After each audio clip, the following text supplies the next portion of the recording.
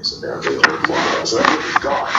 So the presumption of the due process and the rest of it seems to be not a very popular thing with some people. And is there anybody, chief of police perhaps, saying, whatever the verdict, we understand there will be people who are upset. Every American has a right to assemble, and every American has a right to peaceful protest.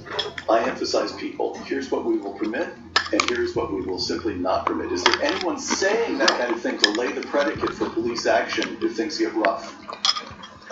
No. What there is a chorus of voices amongst the community and people in, for example, Brooklyn Center government who are decrying what they say is the militarized response to protests. Right. The idea that you put up the barricades, that you get guys out there with rubber bullets. When this first started, there was a video of a guy that was beating on a police car. A guy had a huge piece of cement. And he picked it up like this, as if to throw it at the police, which generally you assume if somebody picking up a large piece of cement is not doing so as some sort of exercise to build muscle mass, and probably got hit in the side of the head with a rubber bullet because they weren't effing around. They weren't going to have happen to them what happened in Minneapolis. The people are decrying that and saying that it exacerbates and inflames things, and you can't do that. So no tear gas, no rubber bullets, none of the stuff. Just, cower and let them do what they wish, which is to throw fireworks and to scream and to yell. I mean, there's 1,000 people at the police station last night. How many of those people were there to cause mayhem? I don't know. 1 out of 10? Possibly. That's all it takes. And that's the problem, is every one of these things where you have people righteously aggravated by what has gone on, who are doing the American thing, which is just show up and protest, are tainted by that. I mean, just imagine a vat of distilled water into which 1 or 2 or 3 drops of blood of mercurochrome are dropped. Eventually, that just sullies and colors the whole thing. So that's going to happen. That phrase, by the way. So, when the verdict comes, yes, I expect the civic authorities to get out there and say that we want everybody to be angry and not to break and burn things. But again, there's an opportunistic element here that just says this is time to get some stuff and break some stuff, because it's fun. But also, it's fun to break things. It's fun to break through the window. People remember the last battle, right? I mean, before that, there was actually pushback from law enforcement. Over the summer, they all tested out this new theory. You saw it on television, where there would be a line of police standing there, like UN Republics in Kosovo, watching the mayhem and the destruction take place, because they were trying out a new theory, which is, what if we don't do anything, we'll just say don't cross this line, because they end up going out all the time. To me, it's an interesting thing, because we keep forgetting what we've learned. It's like we keep running an experiment and then getting a result, and then forgetting the result, which is that you can't let these things go. If you do, they overrun. And they overrun a city. And they overrun a great city. Nicholas Christoph had a piece in the New York Times the other day about how Portland seems to be sullied somewhat by what's going on.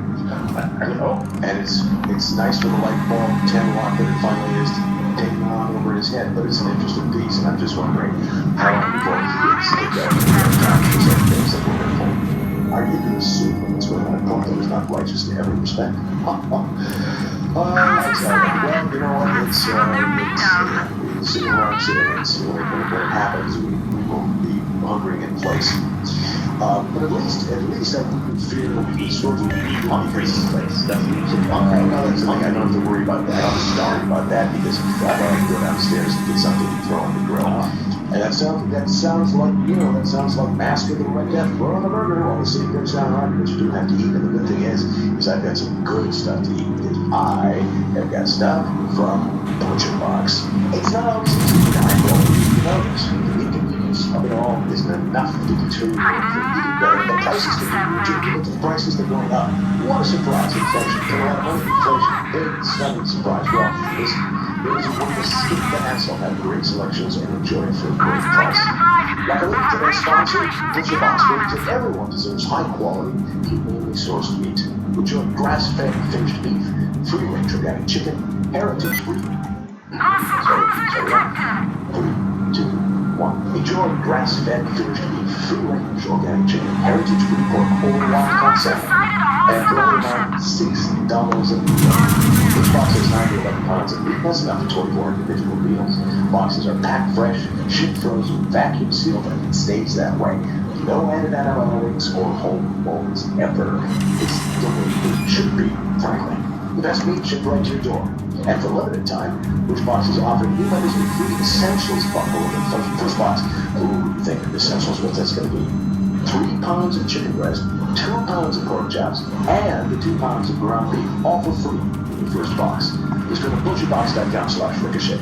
With the way meat prices are going, I'm reminding everybody the 70s is really a great time to get free meat. Butcherbox.com/ricochet. Get your free Essentials bundle in your first box. And that Birchbox is sponsored this. The Ricochet Podcast. My friend Harmeet Dillon. Harmeet grew up in the American South. She attended Dartmouth College, an institution close to my heart, where she was editor of the Dartmouth Review. I recognize it's a small world, but if you are in the Dartmouth world, it's just going to be hard for anybody to follow the act of the editor of the Dartmouth Review. Harmeet has done so. UVA Law School.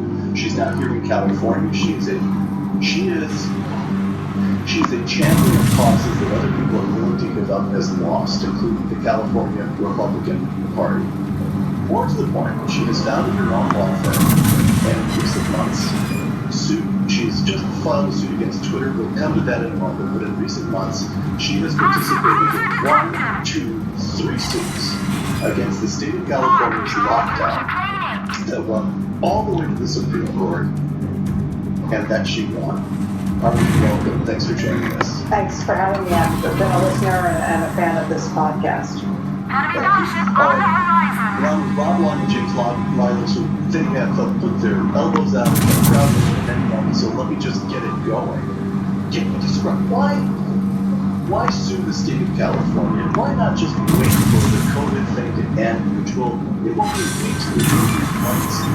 Once upon a time, there was a big I'm a person of faith and a fighter for the First Amendment in my entire 28 years as an attorney. And to me, there's no more precious right in this country than the right to be able to worship without government interference. But along the way, I should add, I sued the state a dozen times for a number of other things. The state violated the state constitution by closing the beaches of Orange County. They also banned protests at the Capitol. They also, with the due process, shut down small businesses while allowing large businesses to thrive throughout this pandemic. And they basically made a mockery of any of the guardrails that normally cabin and govern the actions of the government vis-a-vis our fundamental rights. And so, yes, as a person who lives here, despite all the trials and tribulations, like you, Peter, this is unacceptable. There's really no reason to live in California if we enjoy none of our rights. And so I live here. I chose to fight for those rights, and very gratified that the victory we had last week in the United States Supreme Court is being... Can you describe the facts in that case? Yes. What the court So, decided? among the many things the state did from the beginning was say that religious worship could only be virtual. We, through court challenges, knocked that down. They imposed 25% tax. That was knocked down. And they said people cannot gather in homes to do Bible study or other worship of 3 families or more, while at the same time, people are, of course, free to do that in many other settings. The United States Supreme Court applied strict scrutiny to the imposition of restrictions on the worship in homes. And previously, the right to be free from government interference in their religious worship has enjoyed a second-class status under First Amendment jurisprudence ever since the famous Peyote case that Justice Scalia, of all people, authored and basically downgraded the religious rights in the bundle of First Amendment rights. Commentators are viewing Friday's decision where the court very decisively scolded the state for this discriminatory behavior and applied strict scrutiny to knock down this restriction as a sea change to elevating that right of religious freedom back into the primary tier of First Amendment rights in our country. So it's a huge decision. So you not only achieved the victory in that case, you achieved a landmark in jurisprudence that will affect the whole country. I hope so. I mean, it is a shadow docket decision. In other words, it is the state, it is the Supreme Court granting an injunction pending full review. But it was in a 9-hour span between the time the government put its papers in, the United States Supreme Court slapped them down very brutally. And so we have high hopes that this is going to be applied to other decisions as well. I have one more question before handing it off to Fox to cover some of the text. So just, we'll cover in a moment, Rob. When you know California has done all the things that you said it has done, including there was a long period of time when at my church we had to have mass outdoors, and then Harvey won the Supreme Court had to go back inside the church. Was California under the pressure of COVID and trying to act and figure out what it should do to the circumstance, taking advice from all the authority, 52 counties, 52 different health officers, were they just vulnerable? Or was there real malice, or malice is a word with a legal definition, was there ill will for people of faith on the part of the bureaucracy in Sacramento? What did you do yourself up against? Well, so first of all, when the announcement came that California was going to shut down, I, like other responsible business owners, I employ a dozen people here in this office. We shut down our office. We didn't complain. We went to our homes or our weekend homes, as some of us have, and we, sat it out. What we were going to do when we get back to the office. When the government started posting its restrictions, and we saw immediately that these different tiers were being made up with no scientific basis, we began to realize that they were winging it. Again, cut them a little slack. But I think there is what the left would call an unconscious bias against religion, and that made it okay for the governor, who claims he's a person of faith, to say you can worship by Zoom without addressing the fact that this is a large state with a large rural population. There is no effective internet in parts of our state. I know that because I live on the weekends in a rural area. And so this immediately relegated faith to a subservient position. And he persisted, despite numerous lawsuits and 5 losses in the United States Supreme Court. It was only a grudging response to say, now we're going to eliminate our restrictions. So at first I thought it was simply fumbling and an unconscious bias, but when you repeatedly refuse court orders and you repeatedly refuse to get the message, it becomes deliberate and it becomes deeply offensive. And that is why in the later versions of lawsuits, including our lawsuit to open up the schools in California, many Democrats were among the plaintiffs in those cases. I'm co-counsel with Mark Garagos, who's a liberal in many of these cases. And this is not a partisan issue. This is an issue of whether you believe in the First Amendment, whether you believe in fundamental rights and due process, or whether you think the government is paramount and we derive our rights from the government as opposed to under natural law from God. Rob? Hey, Harvey, thanks for joining us. But all that happened really fast. Well, a year ago, you would never have imagined that, I live in New York City, New York, I would never have imagined that the governor would have just arrogated these powers to himself, and without, we're all kind of alert, I guess, just let it happen. Same thing with Governor Newsom, I think. You didn't? I understand when you go to court. Are you even paying attention to who Andrew Cuomo is?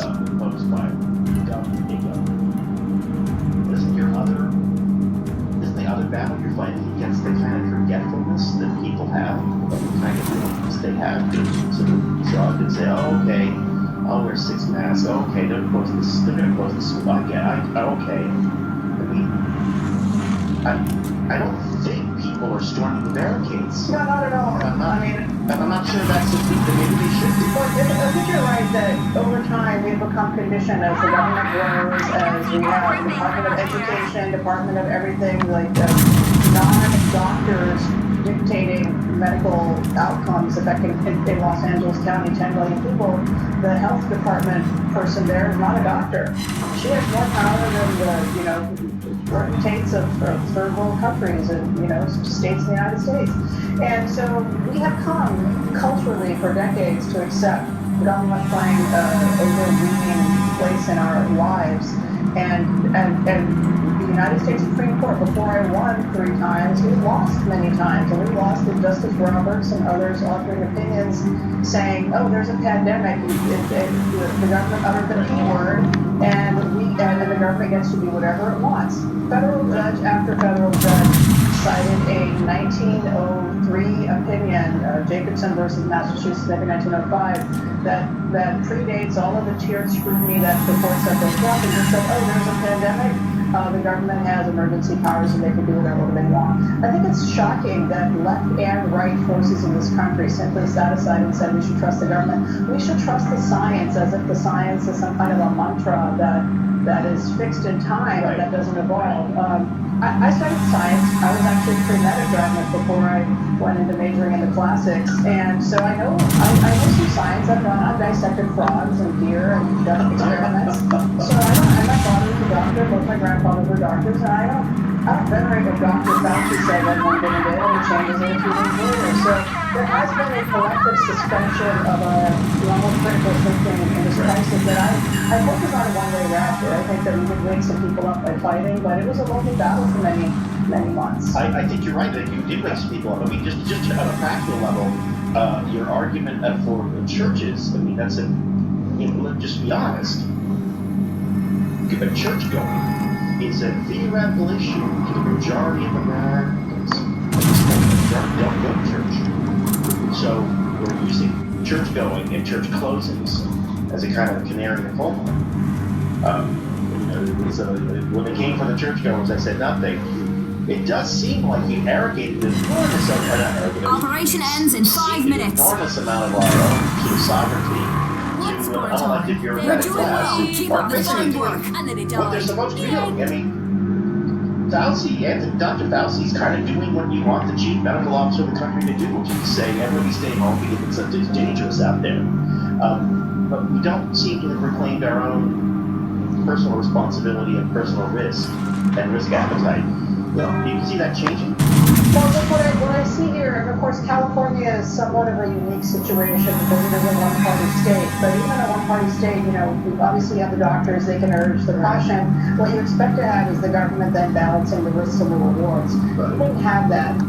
Our one-party state in California had no debate in the legislature. Even the Democrat legislators were happy to have the governor take the fall for shutting down the schools, shutting down the businesses, shutting down the churches, shutting down protests, even shutting the beaches, which has zero scientific basis. It was purely punitive. So there was no accountability because we have a one-party state. New York is somewhat less so, but we still have this perfect storm of fear, sort of creeping authoritarianism and the administrative state. And then you have Americans, frankly conservatives, have been on the wrong side of many civil rights issues over the years. I was on the board of the American Civil Liberties Union here in Northern California for 2 years after 9/11, and I've gotten nothing but hate from Republicans over the years for that. But if you don't stand up and fight for your fundamental rights, whether it's the other guy's rights or your rights, you find yourself in this position where you can't send your children, even if you're rich and you're in a private school, you can't send them to that school, and you basically have no rights. And so I find this to be a watershed moment in United States civil rights and governance, and we're turning the tide, but man, losing the string of cases that I lost to get there, it was pretty humiliating for a relatively successful law lawyer to do that, but I really worth it in the end. Let's talk about the Israel win. You're suing Twitter for banning James O'Keefe. Now, of course, everybody knows that Veritas is guilty of chopping up the videos and making everybody look bad through deceptive editing. Of course, he'll release the entire 2-hour tape so you can judge for yourself. But that's the thing on him. He's a criminal, he's convicted, and he lies. So a lot of people are just shrugging and saying, good, that Twitter's kicking him off because it's a source of disinformation. I assume the position is otherwise. Tell us why you're suing them and on what basis and whether you think you're going to win. Sure. Well, the lawsuit's going to be filed, not today, but sometime in the next Keep few firing days. until the guns the melt. basis is Don't give defamation. them any They room did to not breathe. really bounce him off of the platform, but they said false things about him to their allies in the media who immediately published those false things on Twitter, where we had no ability to respond. Specifically, they said James was removed from the platform for utilizing fake accounts and for using fake accounts to amplify and manipulate algorithms or conversations on Twitter, and James says he does not do those things. And so, you could remove somebody, and I've sued Twitter unsuccessfully here in California on behalf of what she would call herself a radical feminist who was critical of transgender activists on Twitter. And the California Court of Appeals ruled that the Communications Decency Act, Section 230, lets Twitter do whatever it wants on the platform. I disagree with that, but until we have some Republican legislators with some guts, that is going to stand as the law there. However, this is a totally different issue. This is whether Twitter has the right to bounce people off and then say false things about them. We don't think they have that right, and it's pretty simple. That's the basis of it. That is a novel approach, because it seems to be that a lot of conservatives would just say, well, they can do what they want. They want to ban anybody from criticizing the transgender movement, they can do it. Go build your own. But let's look at that go build your own argument. It's a little bit more complex than that, isn't it?